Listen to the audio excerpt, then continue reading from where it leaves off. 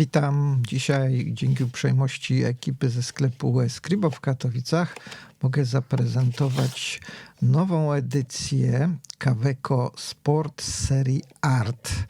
Tradycyjnie w takich oto metalowych pudełkach pióro kupujemy i jest ono zapakowane w folię.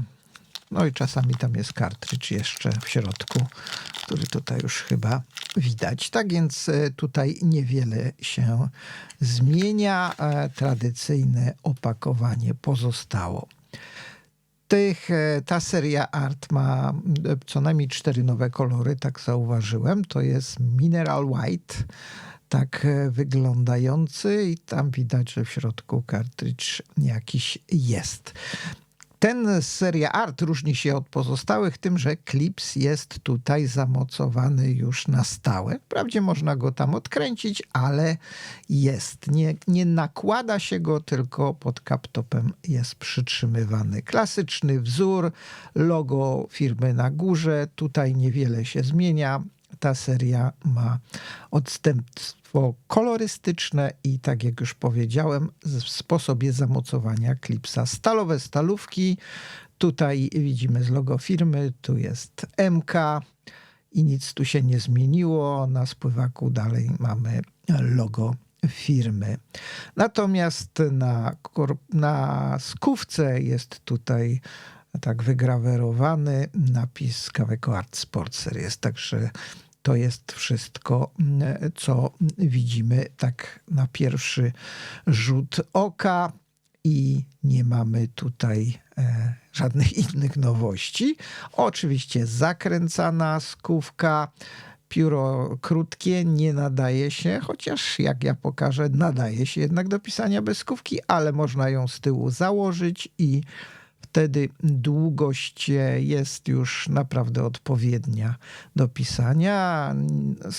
Gwint niespecjalnie przeszkadza mnie w ogóle przy pisaniu i tak jak już mówiłem, naboje standardu International i można też tutaj kawekowski konwerter sobie dokupić. Nie próbowałem zakarploczowego robić z tego pióra, ale być może się uda.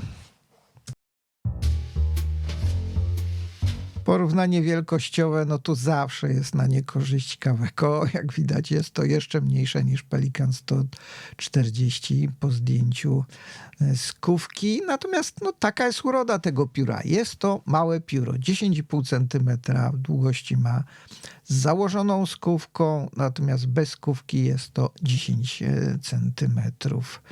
Co do innych wymiarów, to średnica miejsca, w którym trzymamy, to centymetr, a średnica korpusu 11 mm. Pióro z nabojem waży 12 gramów. Jeszcze sobie pozwolę tutaj porównać z tradycyjnym Kaweco, żeby można było widać, jaka jest różnica z klipsem. To jest ewidentnie wyraźne.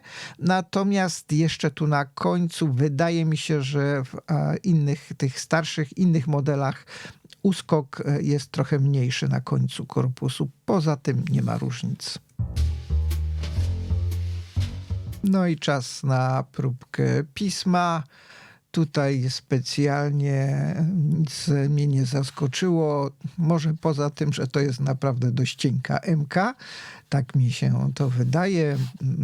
Niektóre F-ki są grubsze w innych markach. Oczywiście stalowa stalówka, można trochę ją docisnąć, ale nie bardzo za dużo atramentu ona poda. I jak widać tutaj przepływ atramentu bez nacisku, nie ma tutaj żadnych problemów.